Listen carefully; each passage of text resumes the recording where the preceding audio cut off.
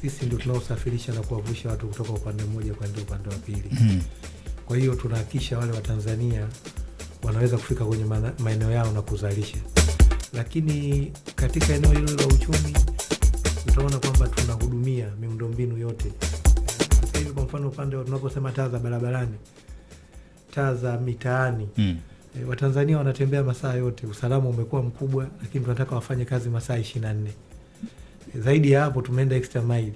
Hivi tunavyoongea hivi karibuni Kariakoo hapa tutazundua mradi ambao umekamilika sasa, ambapo tumefunga kamera eneo lile lote la Kariakoo, ambapo tunasema ni hub au center ya uchumi Dar es Salaam pale. Kwa hiyo masaa 24 usalama utakuwepo. Sasa katika eneo hilo ina maana Watanzania wataweza kujitafutia na kuongeza uchumi wao. Lakini kwenye upande wa kutunza asset za serikali yakiwepo magari, sisi ndio tunao maintain haya magari. Teknolojia inakuja sasa na tumeshajipanga, tumewekeza. Hata ile nguzo ya pili nasema kuwekeza kwenye rasilimali watu.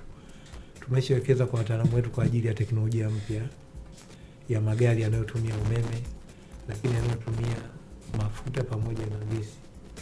Na Tanzania tuna gesi nyingi sana. Kwa hiyo ndio dunia tunayokuja. Sasa tumeshajipanga na tuko huko. Lakini eneo lingine zaidi ni kwenye kuongeza ajira kwa vijana. Kwa sababu TEMESA inakuwa, vijana wengi wanasoma, wahandisi, na hii ni taasisi ya kiuhandisi.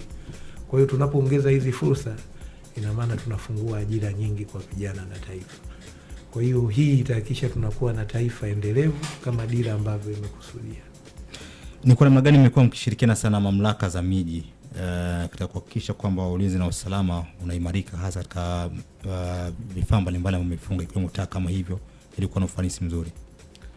Nashukuru. Katika hilo na sisi tukaona twende na teknolojia, sasa tuongeze kitu cha ziada kwamba kwenye zile taa, kwa sababu tunashirikiana na wenzetu wa TARURA na wakurugenzi, tumefunga taa za sola mitaani kutokana na hizi project zinazoendelea. Na sasa hivi katika utaratibu kila barabara inayojengwa ina aspect ya taa. Sasa na sisi kwenye nguzo zetu zile tumeongeza hiyo aspect ya nini, ya kamera. Kwa hiyo ina maana pamoja na ule ulinzi wa wajadi mitaani wanaweka utaratibu wao, lakini mazingira yatakuwa yanaonekana na tukio lolote litakuwa recorded. Na nearby kituo cha polisi tutakuwa tumeweka display ambapo wataweza kufuatilia tukio lile ndani ya muda mfupi na kuweza kujua mhalifu ametokea wapi.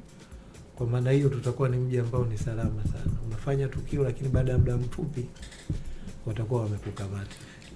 Nikiongezea hapo kidogo, ukiachilia tu mbali ya kufunga, lakini vifaa tunavyovifunga vitaendana na dira ambavyo inataka, kwa sababu teknolojia imeshasogea.